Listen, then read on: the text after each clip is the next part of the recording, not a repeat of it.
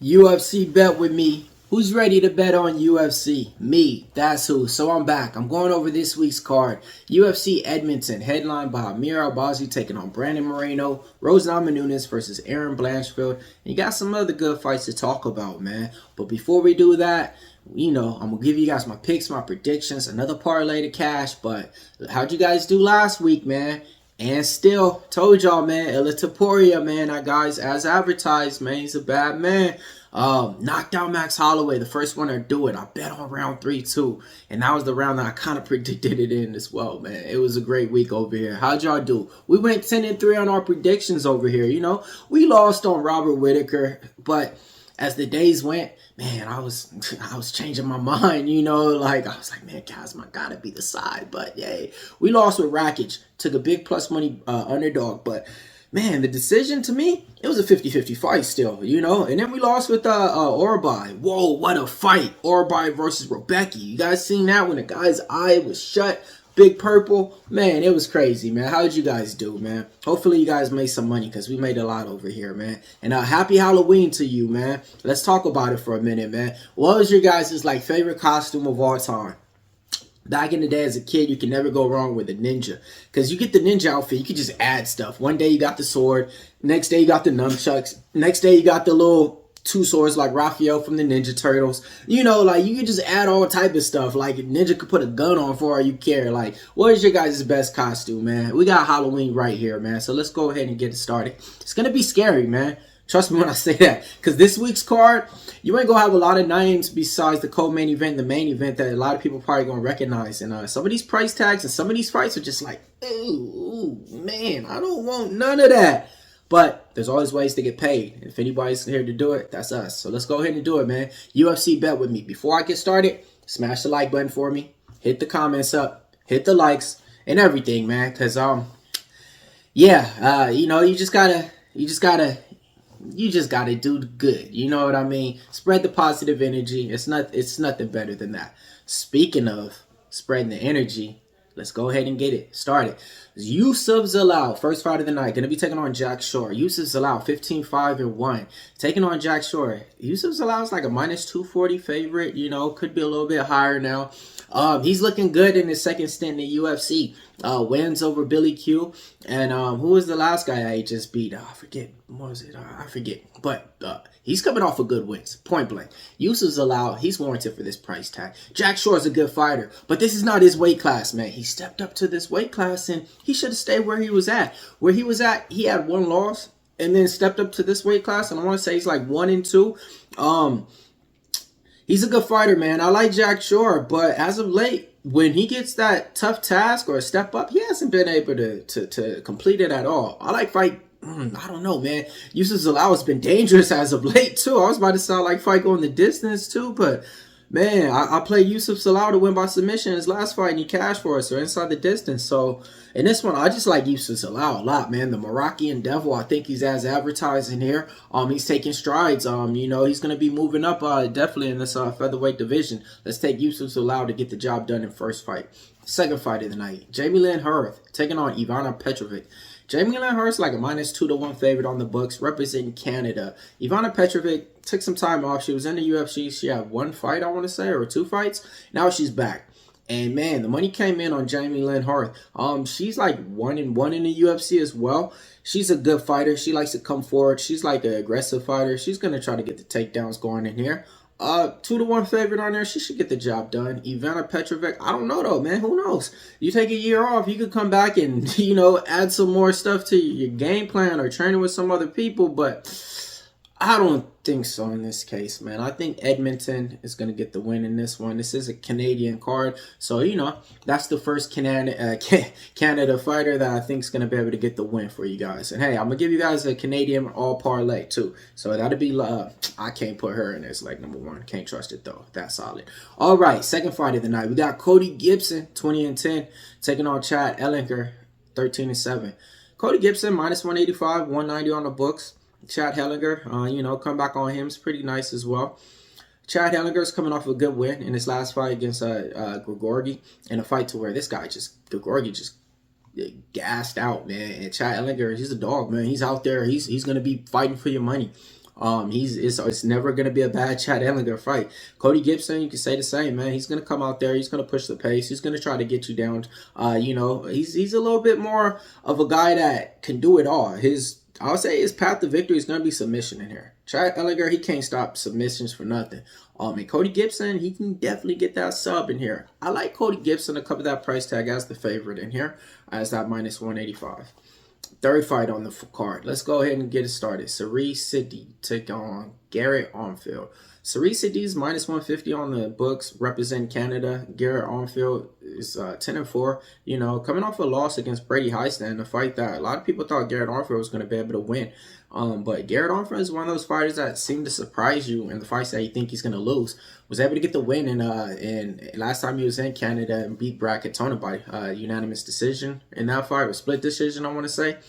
In this one, you got Garrett Armfield. He's going to be the dog in here.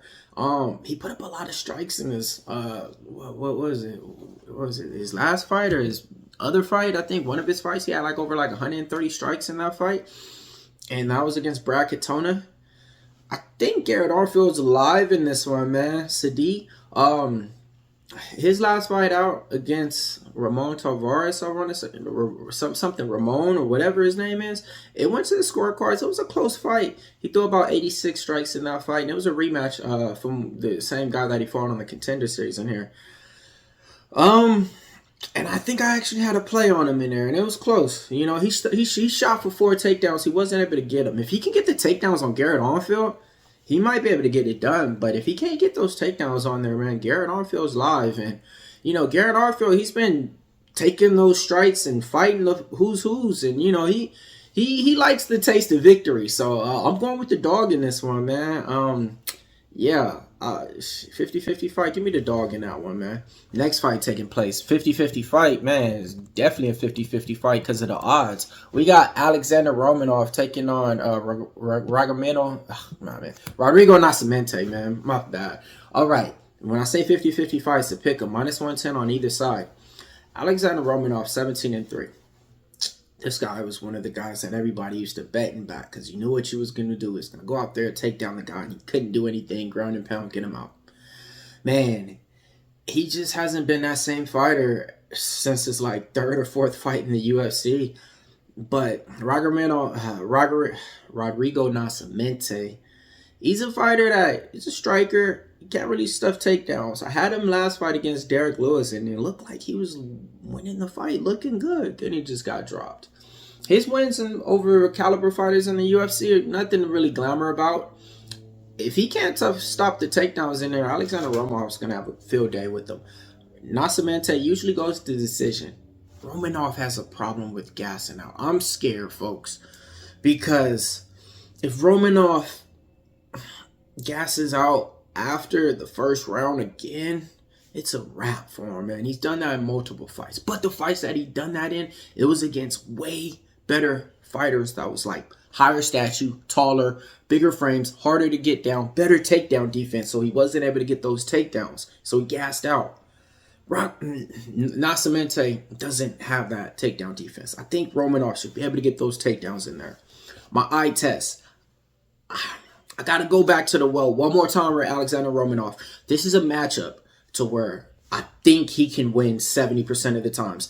The people that he lost to and the people that he gassed out to, I want to say it was Volkov, what was it, Tybura, I want to say, and I don't know the other one, but these are all good people who can wrestle and who got takedown defense. Nascimento is none of those things. So it leads me, I was thinking I was going with Nascimento when I first seen this fight because I was like, oh no, Romanov gasses out. It's out there. But that's only to fighters, like I said, that he can't get with the takedowns, man. I like Alexander Romanov this week, all right? The reason why, like I said, it's a minus 110. That's the price that I can get back to the well with. I was confident in him a lot of times when I bet him before. So, you know, I still have that memory. So, you can definitely bring that back. And this is an opponent to where you can bring that back. You know what I mean? So, give me Alexander Romanov, man. Minus 110. Let's get the win. All right. Next fight taking place. And I want to say he gets it done in a first or second round, man. Yeah, first or second round. Alexander Romanov wins inside the distance in that one. All right. Charles Jourdain, Air Jourdain. This guy's explosive, man. 15-8, one draw, taking on Victor Henry. Charles Jourdain, the Canadian fighter, man, representing for him out there. This is going to be one of the best fights on the card. Two strikers that's going to go out there and just put up value. Value on value. It opened up to where Jourdain was the favorite, and then it came down to a pick'em, and then now it's coming back in favor of Jourdain. I think minus 115, minus 120. At the time, it was at a pick'em. And it is right, man. It's a pick'em fight in there. But let me talk about it for a minute. Victor Henry made his UFC debut on short notice. I had him in that spot. He beat Ronnie Barcelos as a big underdog. Who bet him? Me. Who gave him out? Me. That's who. Why? Because I know about him, man. He fights over here on my local regional scene. One of his old kickboxing Muay Thai coaches was one of the guys that I used to train with and know back in the days, Ochella. So shout out to him out there, man, and Curtis Mullender and all them. But in this one, man, I like Victor Henry in there, man. I just think So look, Charles Jourdain been in the UFC for a long time. His best win, I want to say, is like Sung Woo Choi or somebody, or Do Woo Choi, one of those Chois, right? That's why I say his best win over a name is. I mean, Victor Henry only been in there at UFC for like 4 fights or 5 fights, and he already has a win over Barcelos, Ronnie Barcelos, and Tony Gravely. Like, those two names to me are kind of a little bit like better than what Jourdain has on his resume, man. But it's a 50-50 fight. It could go either way, but I think when it comes down to it, they both are dogs, man. Victor Henry is going to do more simple technique strikes, and Jourdain's going to do the more flying knees and stuff. He is going to have the crowd backing him, and if Jourdain can get the takedowns, you know, make this a little bit more different fight. But I got to go with the dog in this one, Victor Henry. So go ahead, man. I like Victor Henry to get it done, man. 50-50 fight, though, man. It's going to be a good one.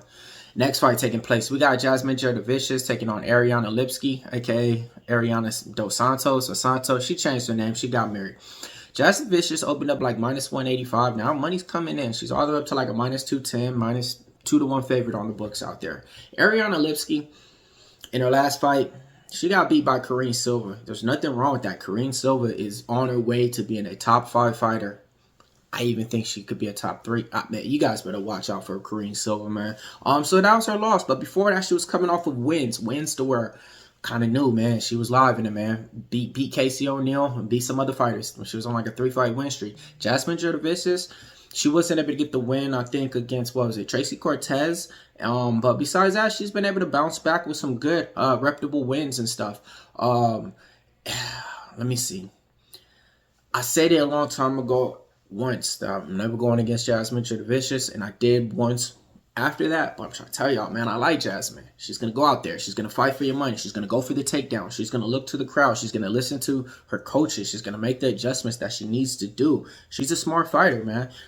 And I think her size is gonna give Ariana Lipsky a little bit, you know, too much in the cage. But Ariana Lipsky is live for the submission. She just be submitting people, and she got power. You know, like, man, this is gonna be a good fight too. I like Jasmine Vicious to get the win. That'll be one leg too that I'll say for the Canadian parlay for y'all. Stay tuned. Next fight taking place, Alvey Sahabi taking on Pedro Munoz. This fight price tagged and switched and flipped around. Pedro Munoz was once the slight favorite, minus 130. Now Zahabi's the favorite. Well, not even the favorite, but it's coming down to like a pick'em, okay? In this one, Pedro Munoz is coming off of 2 losses in his last fights. Nothing wrong with that. He's a tough veteran that we all seen fight already, and we all know what we're going to get with him, okay? But in this one, Zahabi's coming off of 2 wins. And, you know, impressive a little bit just off of the name of the caliber opponents that he was able to get him in. I've been trying to think of, like, what is Zahabi good at? You know, and now I'm like, well, Pedro Munoz, like, is he still going to go out there and push for the gas and push the pace? Like, you know, like, what we know he is, but what's that coming out to? What's that equaling out to, you know? It reminds me of, like, Juicy for Omega. Like, he was real good, and then all of a sudden he just start taking L after L after L like he was Cool J. In this one, man, I like Amina Zahabi. Just, I don't know. But I'm trying to figure out more reasons why I do, though. But I like fight to go the distance in here. And, yeah, I like Zahabi to get it done. All right, next fight taking place. We got Mike Mallet taking on Trevin Giles in this one. Mike Mallet, he's 10-2 2-1. Mike Mallet, representing Canada, and he's a big favorite in this spot. And it's kind of hard to trust him. The reason why is because his last fight out, man, he was up 2 rounds against a tough veteran in Neil Magny, and he just gassed out and lost the fight in the 3rd round. And when fighters do that in the UFC, then they come back and they're a big favorite. It's hard for me to trust them. But he's taking on Trevin Giles in this one. Trevin Giles, 16-6, a tough veteran. I think his last fight, he got knocked out by Carlos Pratis, but he's done fought the who's in the division. They give everybody Trevin Giles as that step up competitor, right? And they see if they can pass the test. And usually the people that can, they go on and do big things, Dricus Duplessis, Roman Dolidze, and, the list goes on. The people who don't, they kind of stay where they are in the division. With that being said, though, man, Mike Mallet, I think he's going to be the more faster fighter, more athletic fighter in here. I think he learned a little bit on what happened in his last fight out, so he's going to be a little bit more cautious. That can actually make him not fight the same. He usually tries to go out there and finish his opponents, and he's usually able to in the first round. If he's not able to in this one, Trevin Giles is going to be a live dog. With all that said, though, if this line was lined better, like if Mike Mallet was like -170, that's something I can get behind. But like I said, I just can't get behind him right now because of what he did in the last fight. That was against a tough veteran, and Trevin Giles is a tough veteran. So if he doesn't get put out in that 1st or 2nd round, Trevin Giles will be live. With all that said, I think Mike Mallet wins inside the distance, though. Next fight taking place, we got Marc-André Barriault taking on Dustin Stolfitz. Marc-André Barriault, another Canadian fighter on this card, okay? Opened up around the -185, -190. Dustin Stolfitz, this guy, he's going to try to go out there and use his grappling, and if that doesn't work, that's kind of all he goes and relies on. His last fight out, he took on Bruno Ferrero. He took a loss in that fight. Marc-André Barriault, he's coming off of 2 losses, but those are against way different level opponents, against Joe Pfeiffer and Chris Curtis. Marc-André Barriault's a tough guy. He's going to go out there and, try to get this fight extended. He's always going to be coming forward, throwing punches, and try to get you on the back foot. I like Marc-André Barriault in this fight to get it done. Next fight taking place, we got Kyle Machado taking on Brandon Ribeiro. Man, this line has Kyle Machado at a -150, and, to come back on Brandon Ribeiro, you can get him at some nice dog odds. Both these fighters, you don't got a lot to, throw out there to say a conviction on one or the other. It could go one way to where I think Kyle Machado is going to have a little bit more volume and a little bit more, striking, technical stuff compared to Brandon Ribeiro. He's going to be out there throwing like a wild man. And when he goes past those later rounds and 7 minutes in the fights, it's not the same. Kyle Machado, he's the same. It's not just one of those things. He's not going to overwhelm you in the 1st round and do something different in the 2nd. Kind of the same story, the same pace. You know what you're going to get. They usually say in Ribeiro fights, they don't go the distance. That's what you usually like to play. But you can't do that because we learned that in his last fight out where everybody thought that fight was going to finish, and it didn't. In this one, a sneaky spot, I like round 3 to start. I like the over 1.5.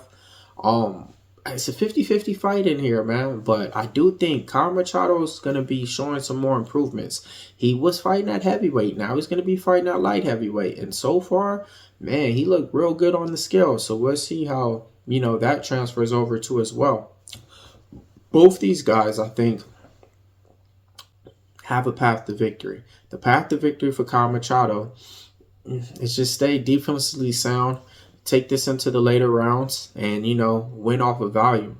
For Brandon Ribeiro, it would be to try to go out there and, catch him with that power hand, that left hand that he got. Machado has been dropped before. All right, next fight taking place. Who do we got? We got some big boys to talk about. Who's a fan of Derek Lewis? Everybody is, right? Really not me, man. Let's talk about it, though. But Derek Lewis taking on Jonathan Denise. All right, Derek Lewis is an underdog in this spot. Now I think I like him. No, I still don't. I'm just, okay, this is what it is. I actually do. Okay, I'm on it. I'm picking Derek Lewis to win. Just based off the level opponent. I've been fading Derek Lewis, I think, in every single fight he's ever had. I think I maybe only bet on him once. Ever, but I don't bet against him every time. I just, Yeah. He's taking on Jonathan Denise, who took on Carl Williams in his last fight out and was able to get the win because Carl Williams didn't do what he was supposed to. And that was supposed to be go for the takedowns. And, you know, and he standed on the feet and gave Jonathan Denise, a talented kickboxer, what he wants, a striking match. Jonathan Denise came from the glory kickboxing scene, came to the UFC now. I think he's maybe 2-0 or 1-1 or 1-0. No, 1-0 or 2-0. He's undefeated, 8-0. It's going to be striker versus striker in here. I always picked against Derek Lewis, but this is a levels fight, and I think this is a step down on competition. Derek Lewis has been fighting, you know, less of opponents as of late, and I still hasn't picked him. But in this one, I think I got to go with it, man. I can see the dog coming out in this one, man. He can maybe even mix in some wrestling and some takedowns. And if he gets on top of you ground and pound, Black Beast, that's all she wrote, man. So let's go ahead, man. I think the Black Beast is going to win. Let's take him inside the distance, too. Oh, man. Let's go. All right, next fight taking place. Give me Rose Namajunas taking on Erin Blanchfield. And who do we got? We got Rose Namajunas as an underdog in here. And Erin Blanchfield is coming back as like a -135. 12-2 Erin Blanchfield. Coming off a loss against Madame Ferro. Hey, ain't nothing wrong with that. That fight was right there for the #1 spot. And Erin Blanchfield wasn't able to get the takedowns in her last fight.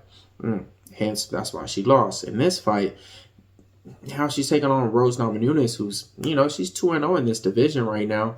Her win against Tracy Cortez came out, you know, on the right hand of that.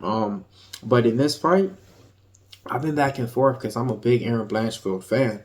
And I like the way that she fights. She's cold-blooded, hence her nickname and everything. And it's weird because I think I just came to a conclusion that I'm picking Rose Namajunas in this fight. And I was going with Erin Blanchfield kind of all week. And I think I just changed that my mind on this pick. Like, right before I started to record this one. Just started thinking about it a little bit more. Like, once I found out it's a 5-round fight, I thought it was a 3-round fight. So I'm like, yeah, I like Erin Blanchfield. She's going to be able to clinch her up against the cage for some rounds, win that way. This is a 5-round fight. Rose Namajunas is dangerous, man. Her footwork's going to give Erin Blanchfield problems out there. Erin Blanchfield, she is going to be out there just getting hit to where if she can't get the takedowns, she's going to be a standing target. Rose Namajunas can stuff some of the takedowns, keep this on the feet. But this is the thing. I was all on, man, it's a 50-50 fight in there. And that's why, not even that's why, but I just see a path to victory because I've seen Erin Blanchfield already get kind of shut down with Minero Fedoro where she couldn't get no takedowns. And when I seen that, I was like, all right, well, what else does she got to add to the game? It wasn't looking good for us, folks. But this is the thing. Erin Blanchfield, she's a fighter that makes adjustments round after round. In previous fights, if she's losing one way in one round, she switches up the whole game plan for the second round and goes for takedowns. But Rose Namajunas, she's a former champion. She done fought the who's who. She knows how to stuff takedowns. She has Pat Barry in her corner. I'm pretty sure they're preparing for this game plan. And I think Rose Namajunas can put on a game plan to where she can move out there and not be hit and just kind of, you know, pepper her up on the strikes and stuff like that. So that's, yeah, it happens, you know, because give me Rose Namajunas in this fight, man. But, yeah, whoever, man, it's a good one. Who do you guys got in the co-main event? Erin Blanchfield or Rose? Let's go. Next fight, main event time. Smash the like button, hit the comments up for us. We got Brandon Moreno, opened up a -155. He's up to a -160 out there, taking on Albazi. Albazi took some time off because he had to get his neck healthy and stuff. He got injured, right? But from what I've been hearing is maybe the training that he's should have been doing after you get the type of surgery, he hasn't been able to go all the way to the extreme in there and put 100%, you know, still dealing with some of the surgery stuff earlier on, you know. But me coming back as a tune-up fight against Brandon Moreno, that's nothing easy, man. But Albazi was technically like 1 or 2 fights away, we thought, for fighting for the title after his win against Kai Car France. I started off like, when the card started, I started thinking I like Albazi in this one, you know.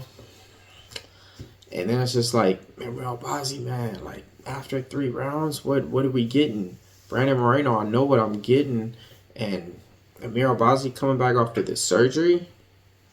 Man, to me, I gotta see you fight first, and then you're fighting like one of the better flyweights in the division. Oh, man, Brandon Moreno didn't look that good in his last fight, but that was just one fight. And I didn't see the pedigree of Brandon Moreno. So in this one, man, I'm kind of back and forth on this one still, man. Let me know who you guys like, man. Man,